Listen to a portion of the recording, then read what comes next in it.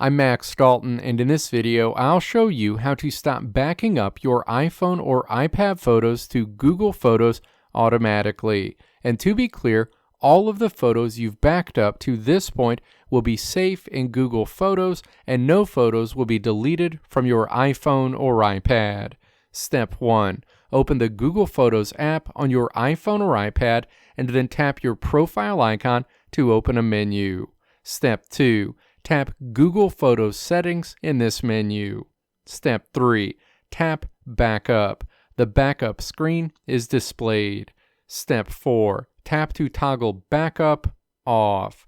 Google Photos will stop backing up your iPhone or iPad immediately. And again, all of the photos you've backed up to this point will be safe in Google Photos, and no photos will be deleted from your iPhone or iPad. You can come back to this screen at any time to re-enable backing up the photos on your device to Google Photos.